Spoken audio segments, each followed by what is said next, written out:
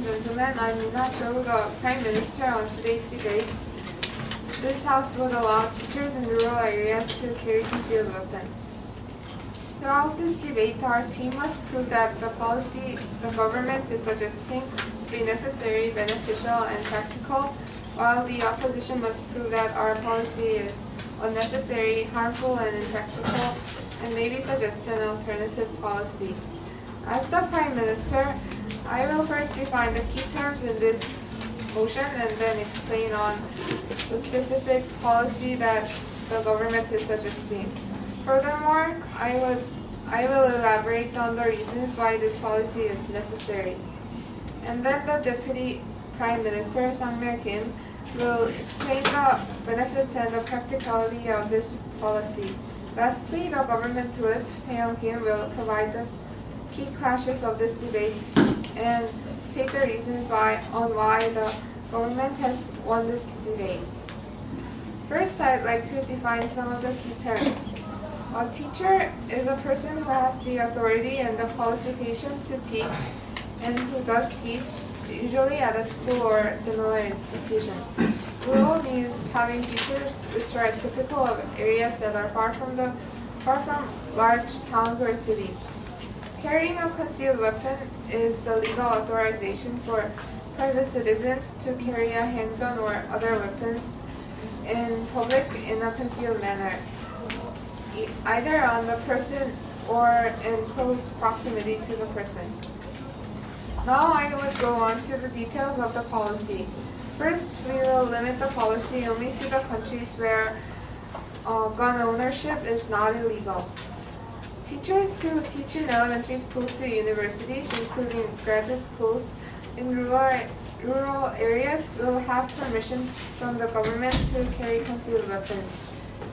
By rural areas, we mean an area that is outside the main commuting zone of larger urban centers, especially those places where there are few police services. Also, we restrict the weapons to simple handguns so that they can be well hidden under the teacher's clothes and thus not be noticeable to anyone while concealed. Plus, teachers who wish to carry weapons would have to go through trainings on aiming and shooting and also when to use their weapons. Both the guns and the training will be provided by the police department. The action of weapon-carrying teachers should be based on the legitimate self-defense, which is divided into two parts. First, the use of physical force, which is permitted when the individual wishes to prevent imminent physical injury. Second, there is the use of deadly physical force, which is permitted only when the person is in reasonable fear or of serious physical injury or death. Since using guns falls into the latter, teachers must use their weapons only if there is apparent threat of serious injury or death to the students or the teacher by the attacker. Now I'd like to go on and explain why this policy is necessary. According to the newspaper clips collected over years, there have been officially a total of 58 school shootings worldwide for the last 12 years. Starting from February 2nd, 1996 in Wizards Lake, Washington, and the most recent one taking place on February 14th, 2008 in DeKalb, Illinois.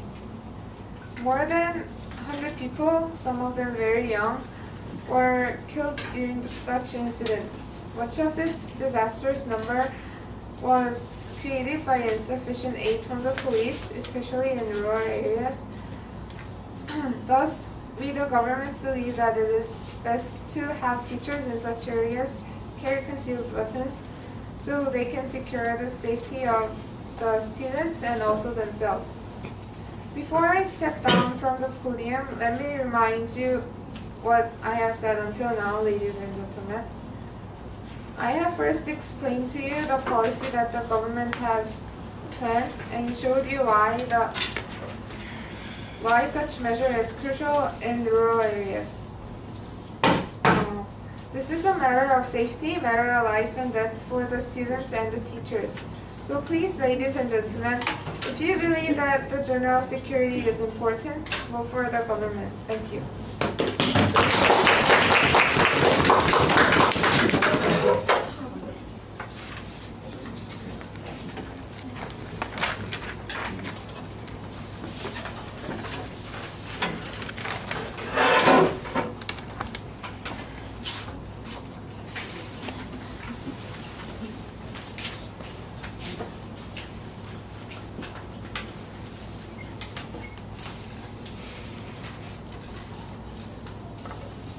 Okay, let's welcome the first speaker for the opposition side, Choi Arin.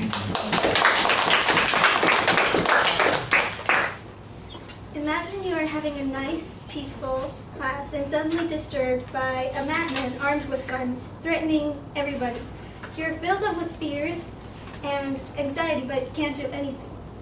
Your school is located in the rural areas, and there is no way that the policeman could reach less than in 30 minutes. Letting the teachers to have the concealed weapon may be one solution, but are they really doing the right thing? Hello, ladies and gentlemen. Today's motion is, as you can see on the board, this house, teachers in rural areas should carry concealed weapons. As the first speaker of the opposition team, I would like to first rebut the prop side's first speaker, and then introduce our policy, and then move on to my first arguments. And then Yongjin will elaborate the second and third arguments, and Daniel will summarize and rebut once more the whole debate. So, first of all, maybe later. So first of all, the prop team has argued that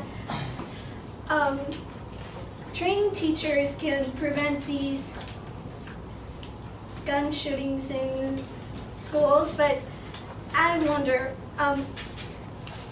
how would you supply all the money for the teachers' training? And second, point, ma'am. okay. As our second speaker will elaborate later, all the budget that is spent and some kind of teachers with the weapons and the training will be provided by the police department. But we have to stick to this now.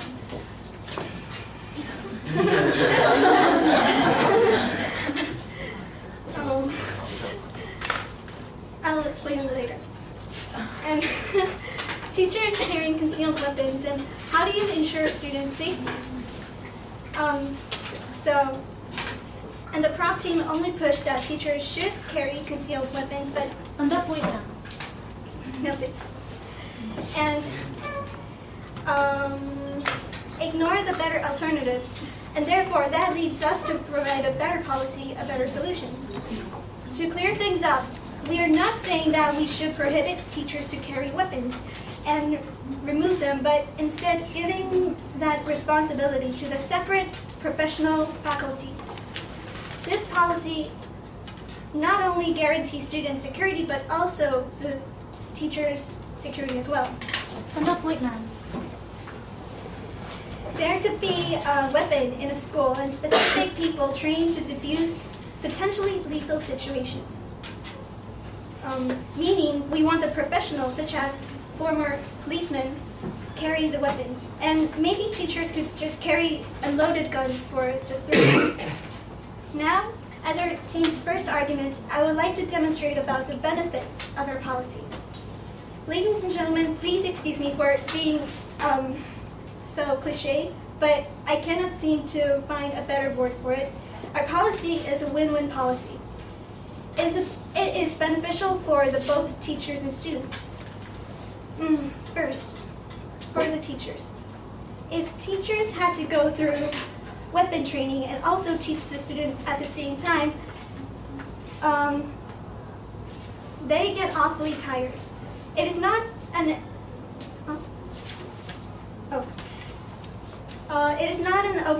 overstatement to say that these tired teachers would eventually be careless about their responsibilities. It would be better for the teachers to concentrate solely on their students' education. While security professionals concentrate on the safety of both the teachers and students, you can't just put a gun into the hands of someone just because they have teaching credentials. As you can see in the news article by CNN, one student has been interviewed. Like, it was kind of awkward knowing that some teachers were carrying guns, said Adam Lera, 17, a senior. I don't feel like they should be, because we already have locked doors and cameras, but I didn't feel threatened by it, as you can see. And second, for the students, they could be assured of their safety at school with the safety guards patrolling during the school hours. Also, they wouldn't have to feel awkward about the teachers carrying concealed weapons.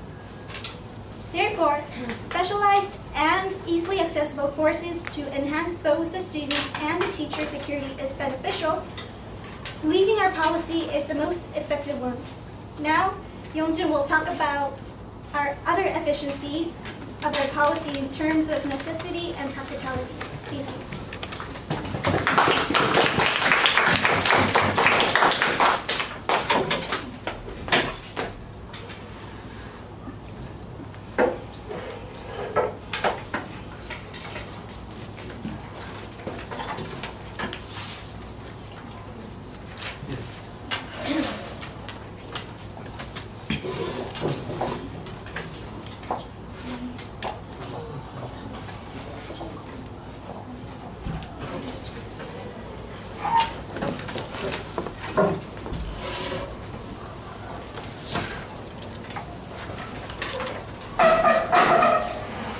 Okay, let's welcome the second speaker for the prop side, Kim Sung-nae.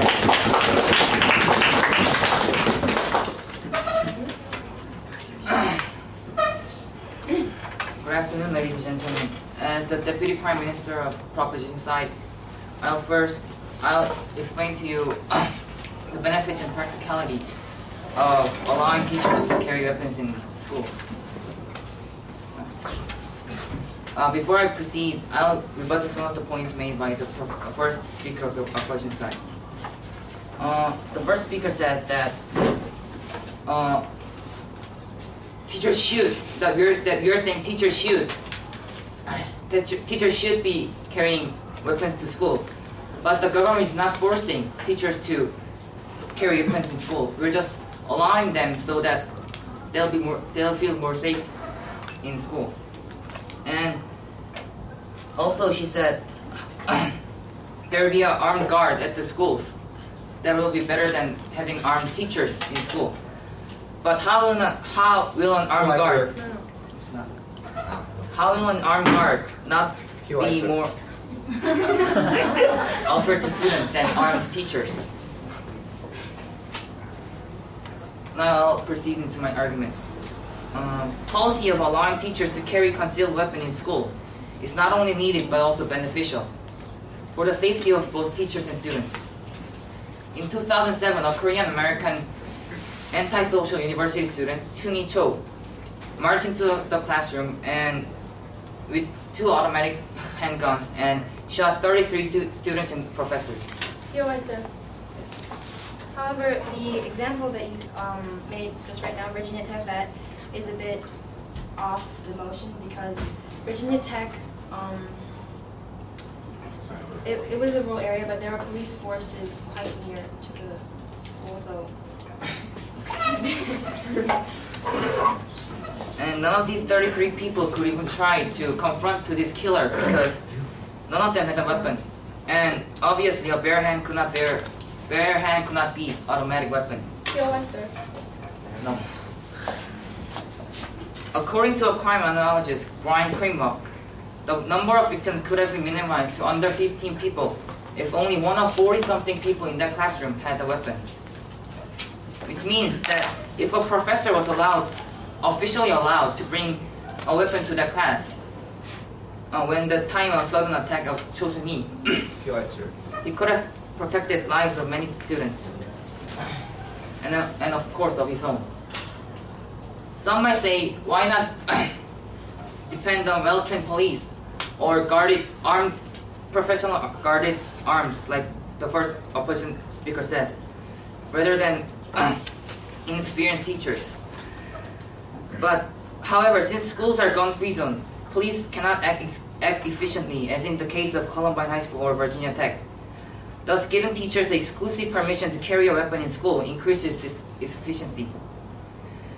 There is actually a school in Texas, Herald High School. Do you like, sir? No. Where school board let teachers carry concealed weapons. David Thiewit, the school superintendent, said that this idea is to ward off a massacre and protect students along the lines of what happened in Columbine High School in 1999. Also, having teachers carry concealed weapons in case of emergency is a practical solution for increasing number of gun shooting in school. Giving individual teachers tools to protect themselves and their students from life-threatening attacks is very practical and also an economical solution. Sorry. Yeah, you used it right. Let's take Canada, for example. The Canadian National Police Agency announced that the budget for the police in 2007 was approximately $5,798 million. And it was a 6.8% increase from the previous year. And according to 2007 statistics by the Teachers Labor Union, there are 451,000 elementary, middle, high school teachers and university professors. And on average, a piece of handgun is $200. Even if the Canadian government distributes handguns to all of the teachers, it will only cost them $90,237,000, 1.8% of the whole police budget.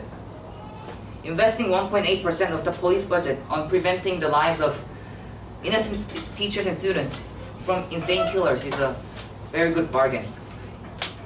Allowing teachers to carry concealed weapons to class is both beneficial and practical way that it protects teachers and students' life, and that is a very cheap way to do it.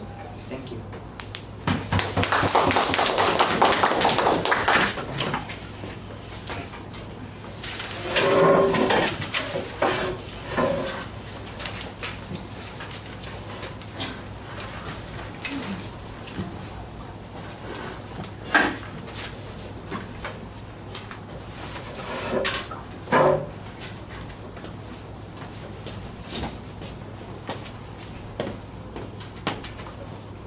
Okay, guys, remember after this speech, I'll call on two of you to make floor speeches. So think about what you might say to either side.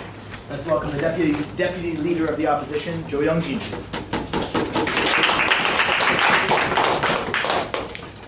So, hello, ladies and gentlemen. I'm the second speaker of the Opposition House, and I will point out the second and the third argument of our House. But beforehand, I'd like to make some rebuts about the points made by the proposition side. They said that there are 58 schools. There were the school violences, shooting accidents, and the students mostly committed the violence at the school. In this sense, allowing the teachers to bring the gun means that it increases the proximity of the students to the gun, so that it increases the possibility of the same cases as mentioned in the 58 schools again. So back to the arguments. I would prove our policy is more efficient than the policy given by this proposition side. First, we must concern of the necessity of the policy. In that sense, why must teachers be the ones who are allowed to bring concealed weapons? It doesn't have to be teachers. The purpose of giving a grant to teachers of owning a weapon is to protect the students and the teachers themselves.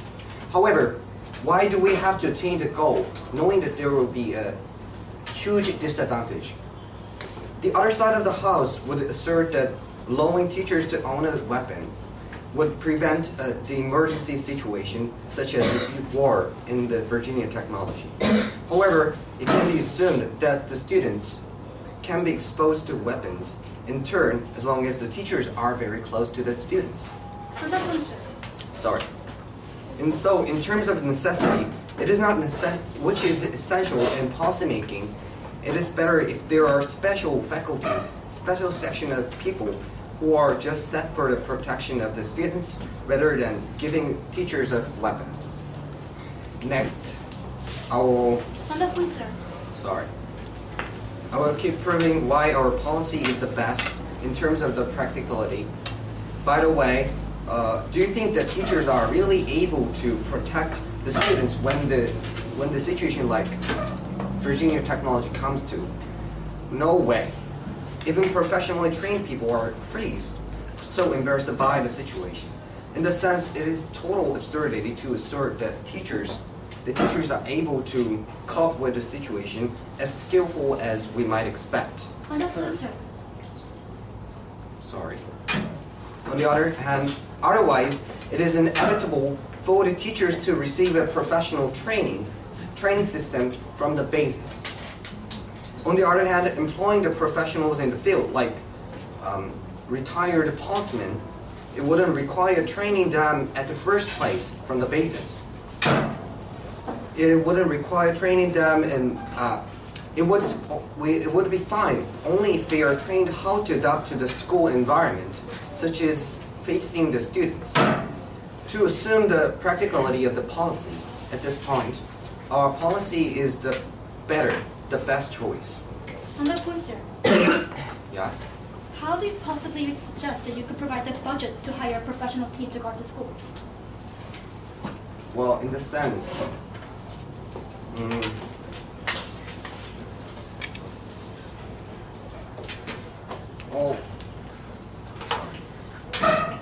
so far, I have pointed out the superiority of our policy adopting a new section of people for protection of students.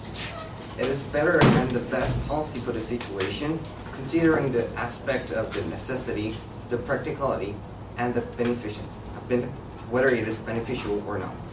The third speaker, Chong-yeon, would compare the policies and finally show why we have wanted, why our policy is better than the policy given by the proposition house.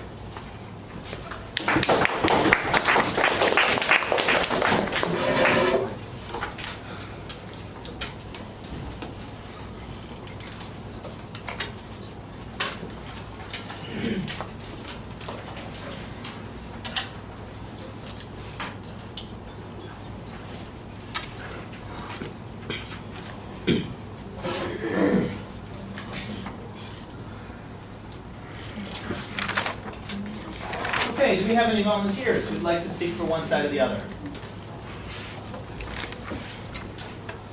What side would you like to speak for? Opposition. Do we have anyone who'd like to speak for the op side? Let me find someone here.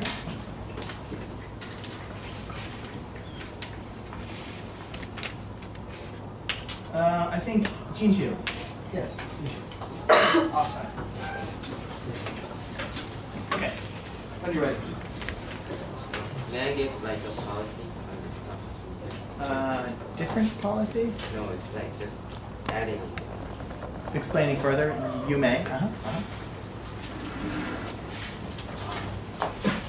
Okay, in rural areas, there's like less security and less regulation taking place because it's far from the urban places, which the government mostly takes care of those places. And the proposition side already has explained how they would let the teachers allow teachers to carry concealed weapons, but in rural areas, because there's less security, we need to put more security and regulations in their place, like building in CCTV and those safeguards. With the safeguards,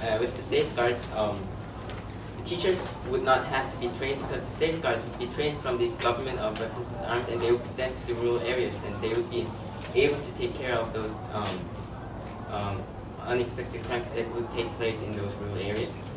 And with the CCTV, there would be an evidence that would be used whether or not the teacher was rightful using the guns, so that it could be used for investigations or it could be used for trials. And furthermore, there needs to be like an education for the teachers and also for the students. Students will have at least once a week will be taught by the safeguards, who are, as I mentioned, by the government, about the usage of weapons and those related stuffs. And the teachers would receive pamphlets or those information that would provide them with sufficient amount of information when they can use the weapons.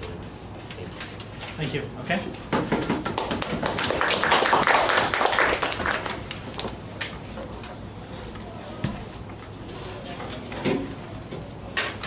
I would first like to mention that the both teams did not come out with a good solution of the budget and who's gonna pay all these policy.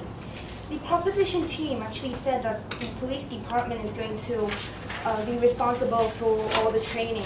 However, the police department's budget is actually limited, and they use those budgets to fulfill to do their jobs, and they can't just use their money to train teachers.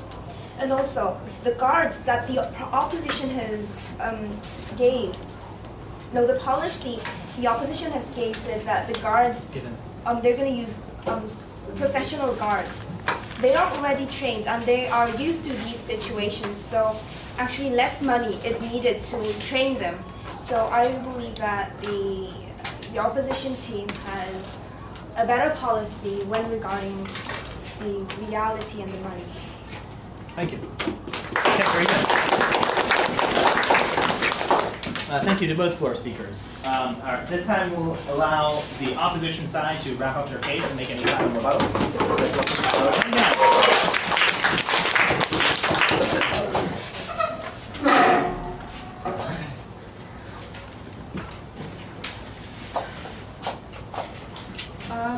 Good afternoon, ladies and gentlemen. Before I start, I have to say that I'm kind of disappointed with what the proposition team has come up with.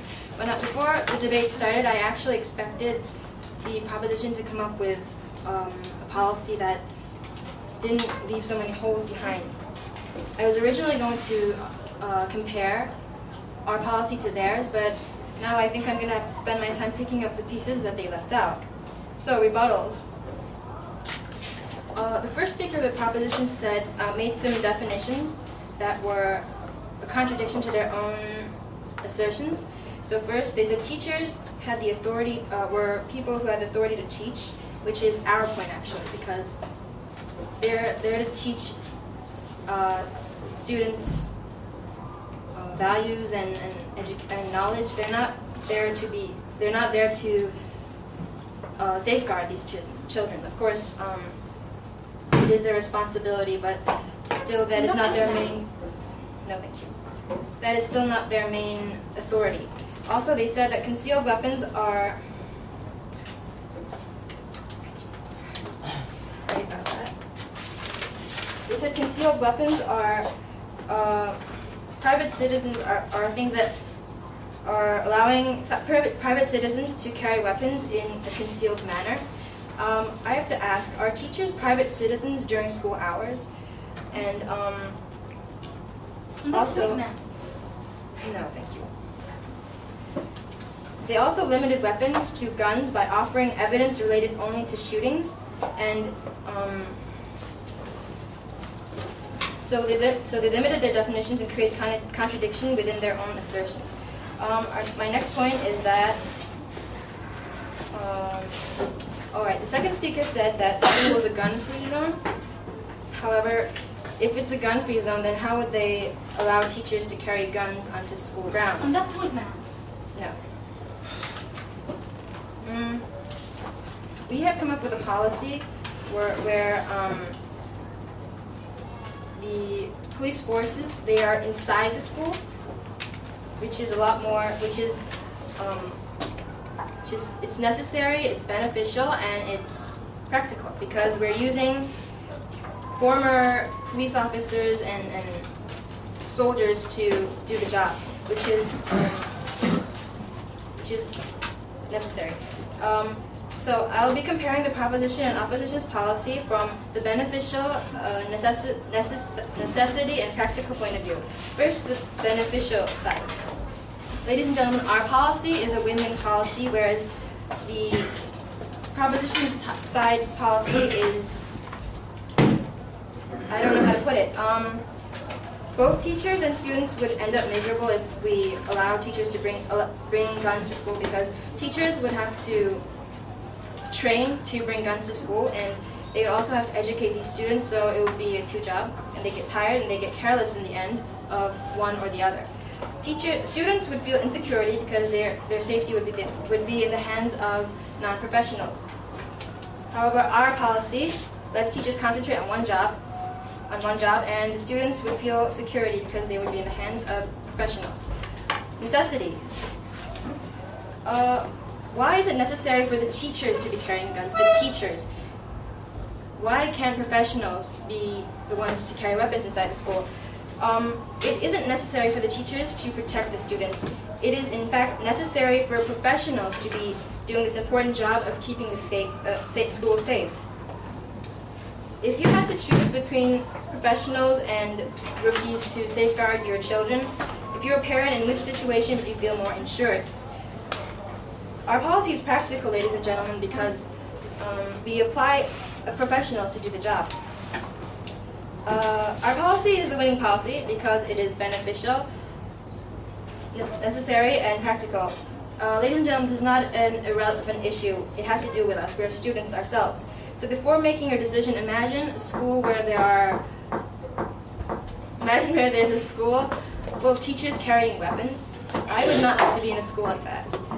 And let me make things easier for you. All you have to remember from my speech is that the opposition's policy is the better one. Thank you.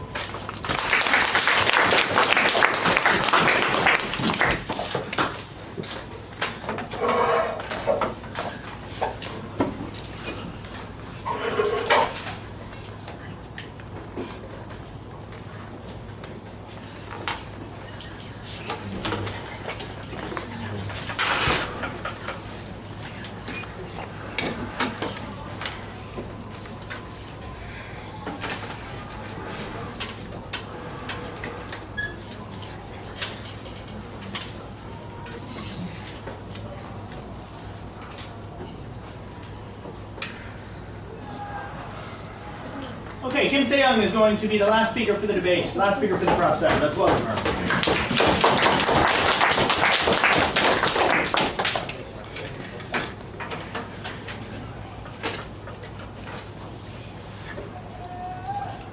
Sorry, 1 second. Question? Are there no grace periods? There is grace period, yeah, the first and last minute. No, like, can the 30-second grace period at the end of the speech, yeah, from minute 4 to 4.5. Okay. Yeah.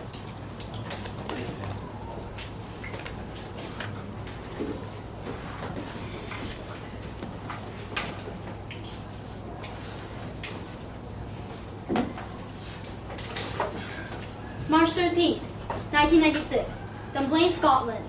16 children and 1 teacher killed. April 20th, 1999, Littleton, Colorado. 14 students and 1 teacher killed. April 16th, 2007, Blacksburg, Virginia. 33 students killed. These are only the 3 cases out of the 58 that have happened over the past 12 years, ladies and gentlemen. And the casualty is 65 individuals dead. That is how dire the situation is right now. Well, good afternoon, ladies and gentlemen.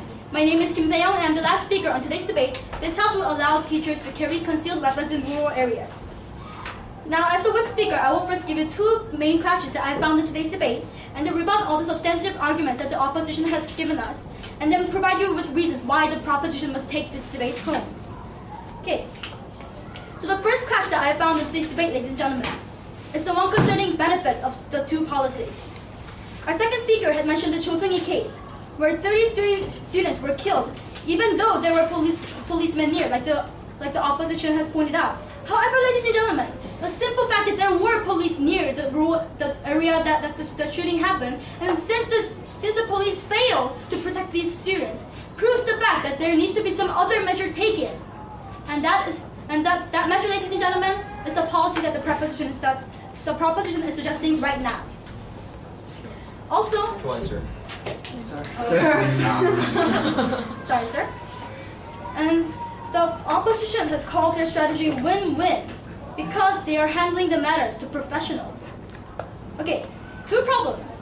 First, what do you think the students will think if armed guards are patrolling down the hall? Go on, ma'am. No, ma'am. Second, the opposition has never answered the question of budget, the money. Where would you get the money to provide for these professional guards? Yes, ma'am. You would use. Didn't you say that you would provide your budget through the police department? Yes, and I'm also aware that professional guards are hiring professional guards are much more expensive than giving weapons to teachers. Oh, thank you, ma'am. Okay. As I pointed out, hiring professional guards are much more expensive than giving weapons and training teachers, ladies and gentlemen. And that is that is a fact that you could gather from common sense. They're professionals, ladies and gentlemen. Okay. Again,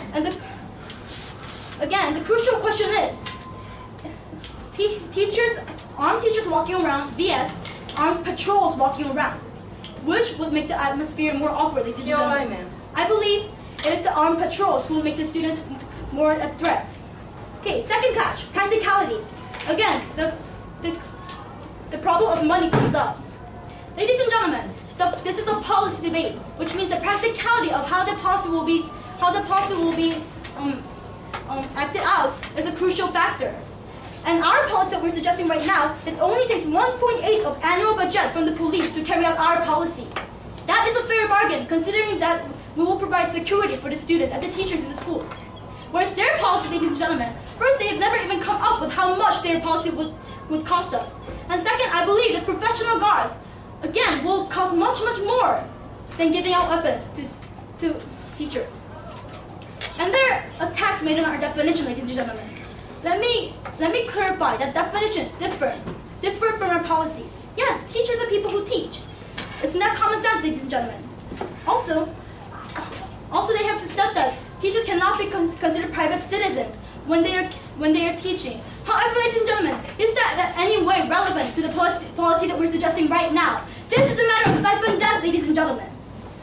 And the fact, okay, the reason that we believe that the proposition I want to debate today, ladies and gentlemen, is first, the thing about the budget problem, the practicality of the measure, and second, the atmosphere it creates around the schools. Armed patrol guards vs. the armed teachers. And remember, ladies and gentlemen, that these teachers will be carrying concealed weapons, which means that weapons will not be noticeable unless they take it out.